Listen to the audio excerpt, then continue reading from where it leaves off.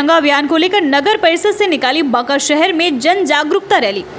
आज बांका नगर परिषद सभापति संतोष कुमार सिंह के नेतृत्व में केंद्र सरकार की महत्वाकांक्षी अभियान जो आजादी के 75वें अमृत महोत्सव पर हर घर तिरंगा अभियान चलाया जा रहा है, उसी के सफलता है तो शहर भर में घूम घूम कर मुख्य चौक चौराहे पर अवस्थित महापुरुषों की प्रतिमाओं पर माल्यार्पण कर भारत माता की जयकारे लगाते हुए सैकड़ों की संख्या में महिलाएं पुरुष तिरंगा झंडे को हाथ में लेकर नगर परिषद से निकलते हुए बाबू वीर कुंवर सिंह मैदान होकर गांधी चौक, कारागार के पास से आजाद चौक होते हुए शास्त्री चौक, शिवाजी चौक से गुजरते हुए दुकानिया मार्केट के रास्ते वापस नगर परिषद पहुंचे। इस दौरान नगर परिषद के उपसभापति विनीता प्रसाद, रंजीत यादव समेत कई अन्य पार्षदों ने भी तिरंगा अभियान मार्च में भाग लेकर अपना योगदान देते हुए बताया कि देश की जनता के दिलों में राष्ट्र के प्रति असीम श्रद्धा और देशभक्ति भरी हुई है।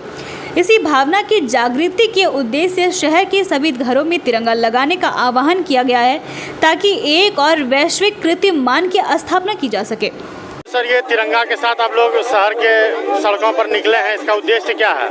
जागरूकता है कि हर घर तिरंगा 13, 14, 15 हर घर पे तिरंगा फहरे। यही हम लोग के बांका नगरवासी से कहना है और ये अनुरोध है कि आप लोग हर घर तिरंगा शोभा यात्रा में सम्मिलित भी हों और हर घर तिरंगा फहराएं भी 13, 14, 15। और तिरंगे के सम्मान के लिए और कुछ विशेष दिशा निर्देश देंगे जनता को? तो पूरा सब लोग इसके लिए है, कोई ऐसा नहीं है हम लोग के यहाँ हिंदू मुस्लिम सिख ईसाई सब तिरंगा का सम्मान करता है। कल आप देखे होंगे कि मुहर्रम में भी सबसे आगे तिरंगा थे, वो लोग तिरंगा लेकर के पहले आगे तिरंगा रखते थे। तिरंगा का सम्मान पूरे भारतवासी के दिन में है। तिरंगा जागरूकता रैली निकला है, इसका उद्देश्य क्या है? इसका उद्देश्य है कि हम देश के प्रति अपने समर्पण दिखाएं और एक दूसरे के प्रति एकता दिखाएं, भाईचारा बनी रहे हम लोग।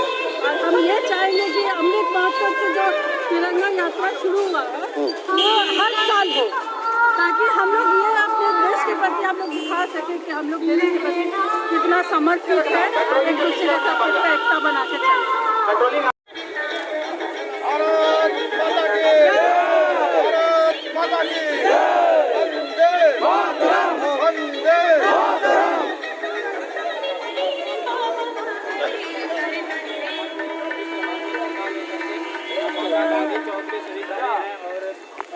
सरकार में आते ही बांका में संगठनात्मक चुनाव को लेकर राजद ने किया बैठक, गांधी चौक पर बांटी मिठाइयां। बिहार में बुधवार को महागठबंधन की नई सरकार के शपथ ग्रहण समारोह के बाद राजद जिला अध्यक्ष के आवास पर राजद के जिला निर्वाचित पदाधिकारी डॉक्टर तिरुपति नाथ यादव की अध्यक्षता में संगठनात्मक चुनाव हेतु बैठक आयोजित की गई।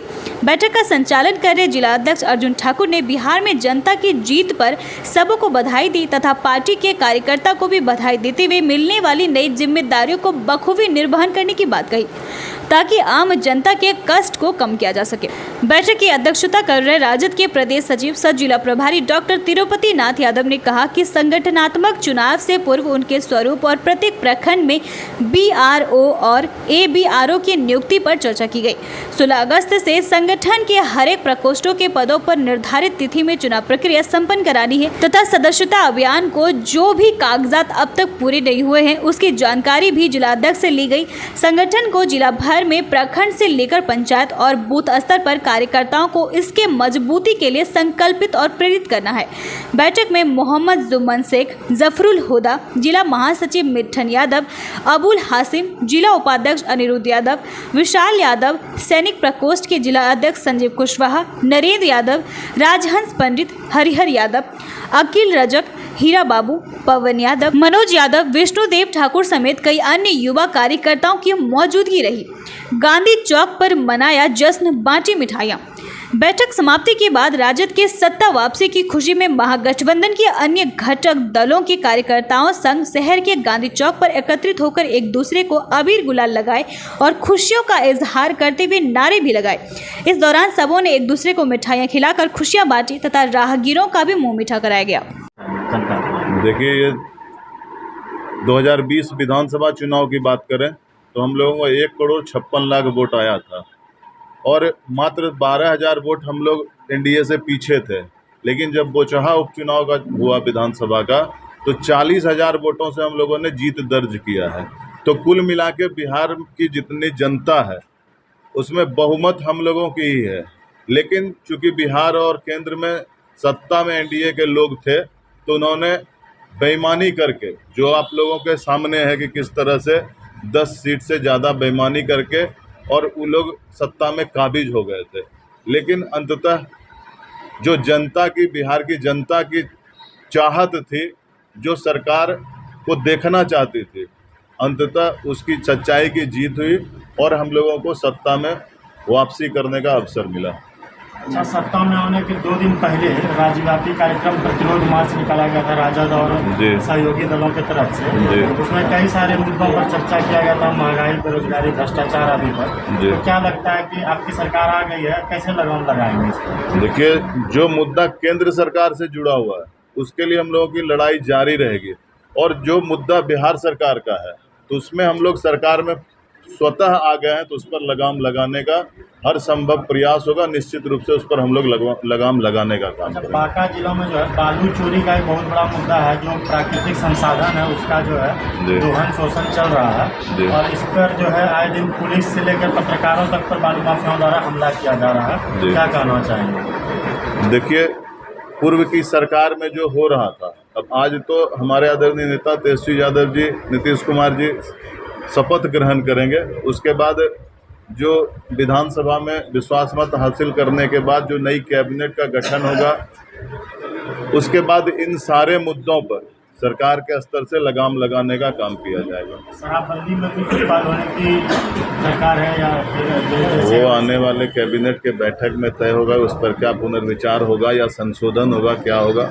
वो आगे। अच्छा, आज जो बैठक कर रहे हैं आप लोग, संगठन विस्तार या संगठन में चुनाव के लिए, इसकी क्या रणनीति है, कब तक ये पूरा हो जाए? देखिए, पिछले 6 महीने से लगातार हम लोगों का सदस्यता अभियान चल रहा था, जिसकी समाप्ति हो गई है, और अब संगठन के पुनर्गठन के लिए चुनाव का संगठन के अंदर बिगुल बज चुका है। सारे जिला के लिए जिला निर्वाचन पदाधिकारी भी नियुक्त किए जा चुके हैं, और आज मैं बांका जिला का जिला निर्वाचन पदाधिकारी हूँ। मेरी अध्यक्षता में ये पहली बैठक है, और इसमें हम लोगों को ब्लॉक रिटर्निंग ऑफिसर का मनोनयन करना था।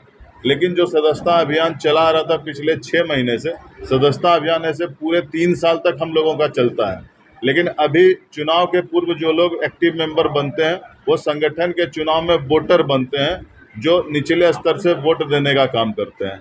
जो इस चुनाव प्रक्रिया के स्टार्ट होने के बाद भी एक्टिव मेंबर बनेंगे, वो सिर्फ पार्टी के एक्टिव मेंबर रहेंगे, वोटर नहीं बनते हैं। तो आज इस प्रक्रिया की शुरुआत, ये पहली बैठक है, और इसमें सब ब्लॉक रिटर्निंग ऑफिसर का मनोनयन करना था। लेकिन सदस्यता अभियान का जो भी मेंबर और एक्टिव मेंबर बनते हैं, वो पार्ट करके कई पार्ट में उसका सदस्यता पुस्तिका जमा प्रदेश को करना होता है। तो काफ़ी मैक्सिमम बुक जमा हो गया है, लेकिन कुछ सदस्यता पुस्तिका शेष रह गई है। उसके लिए 2 दिनों का इनको वक्त दिया गया है। उस 2 दिनों में जो शेष बचा हुआ सदस्यता रसीद है, उसको प्रदेश में जमा करने के बाद हम लोग पुनः एक बैठक करेंगे, और ब्लॉक रिटर्निंग ऑफिसर का मनोनयन हम लोग जिला के बैठक में करने का काम करेंगे। आज तो आपका बांका जो आगमन हुआ है बतौर DRO हुआ है, लेकिन बतौर एक राजद के मजबूत सिपाही के होने के नाते तिरुपति नाथ यादव कितने खुश हैं? आप अपना पर्सनल फीलिंग बताइए। व्यक्तिगत खुशी की सीमा नहीं है। जो संघर्ष हम लोगों ने लगातार, जो 2015 में जनता ने मैंडेट दिया था महागठबंधन को, ये भाजपा के लोग साजिश करके पिछले दरवाजे से सत्ता में एक बार काबिज होने का काम किए थे। पुनः 2020 में बिहार की जनता तेजस्वी यादव को मुख्यमंत्री बनाना चाहती थी, लेकिन भाजपा के लोगों ने सत्ता का दुरुपयोग करते हुए हम लोगों को सत्ता में आने से रोकने का काम किया था, और जनता के मैंडेट को अपमानित करने का काम किया था। तो उसमें अंततः हम लोगों को सफलता मिली है, और जनता की जो इच्छा थी उस पर यह सरकार का गठन आज हो रहा है। मैं व्यक्तिगत रूप से राष्ट्रीय जनता दल के एक समर्पित साथी की कार्यकर्ता होने के नाते बेहद खुश हूँ। ताजा जुलूस निकालकर युवाओं ने मनाया शांतिपूर्ण माहौल में मुहर्रम। बांका शहर के साथ साथ पूरे जिले भर में मंगलवार को ताजिया जुलूस निकालकर युवाओं ने छाती पीट कर हजरत इमाम हुसैन की शहादत को याद किया। इस अवसर पर गाजेबाजी के साथ विशाल जुलूस निकालकर बांका शहर के मुख्य चौक चौराहों पर रुक रुक कर एवं लाठी डंडे बरसाकर दिखाए अपना अपना हुनर। वहीं बांका जिला प्रशासन मुस्तैदी के साथ जुटे रहे। सबसे अहम बात रही कि बांका के पुलिस कप्तान डॉक्टर सत्य प्रकाश ने सभी संवेदनशील स्थानों पर पुलिस पदाधिकारियों को नियुक्त कर खुद कैंप कर रहे थे, जिससे किसी भी प्रकार की अप्रिय घटना नहीं हुई और शांतिपूर्ण वातावरण में मुहर्रम पर्व संपन्न हुआ।